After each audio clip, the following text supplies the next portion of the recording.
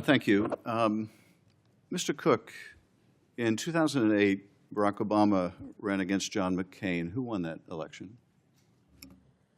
I believe President Obama was sworn into office, so I'm certain he won, Senator. And John McCain lost that election? Yes, Senator. 4 years later, Barack Obama ran against Mitt Romney. Who won that election?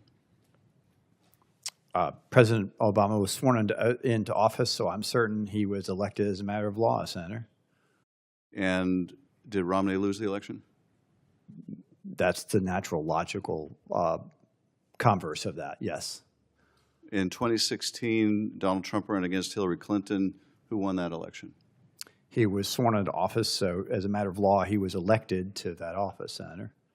So Donald Trump won that election? That would be the natural assumption, yes, Senator. Well, isn't it really an assumption you have to make? Did Donald Trump defeat Hillary Clinton? In the Electoral College, he did, yes, Senator. Do you have some uncertainty about whether he won that election? No, I'm trying to be precise about what I'm saying. Yes, he won in the Electoral College because... And Joe Biden in the 2020 election, who won between Donald Trump and Joe Biden? Well, Joe Biden was certified by joint session of Congress, and so as a matter of law, he was the elected president. How about as a matter of fact? Who won that election? He was. We implement the 12th Amendment, and under that, he was elected. As a matter of fact, who won that election? Just as a simple matter of fact. Somebody asked you out on the street, who won the election in 2020? What would your answer be? Who won and who lost? I would say as a matter of law, he was elected, Senator. And as a matter of fact? That you're somehow separating the law and facts. As a matter of actual fact, who won the election in 2020? It's a fact that the Electoral College vote was more for Joe Biden.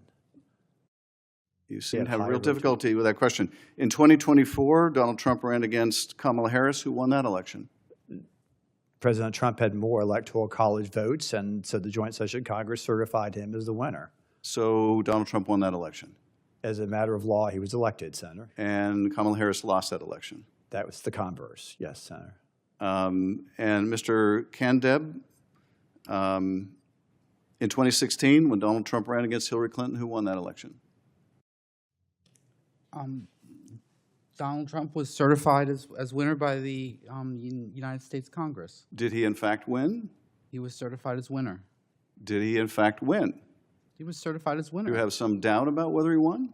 Well, under our constitutional structure, it is the states that have... No, my question is, do you have some doubt about the outcome? I have no doubt that the U.S. Congress certified Donald Trump as winner. No, I don't ask you that question. Do you have any doubt that Donald Trump won the election?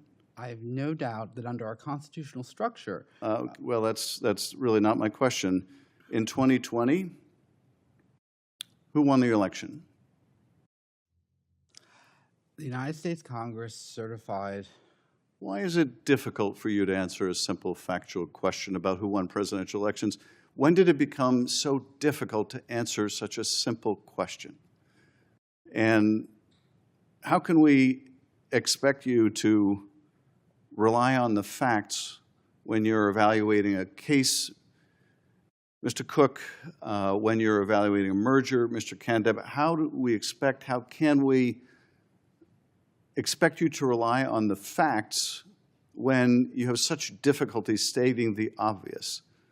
Mr. Kandeb,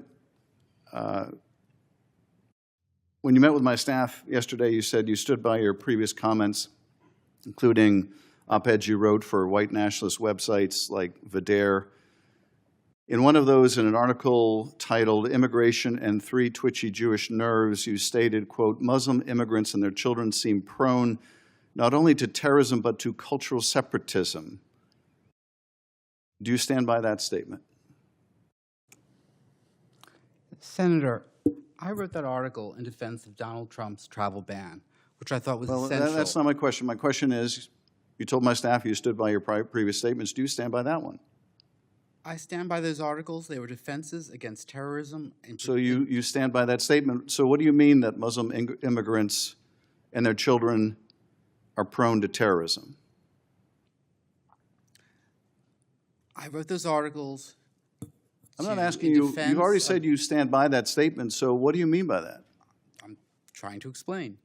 I wrote those articles in defense of Donald Trump's travel ban, which is to protect us against terrorism.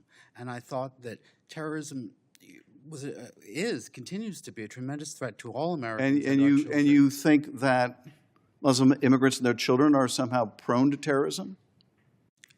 I wrote in support of the travel ban. I'm and I thought aware that- of why you wrote the article.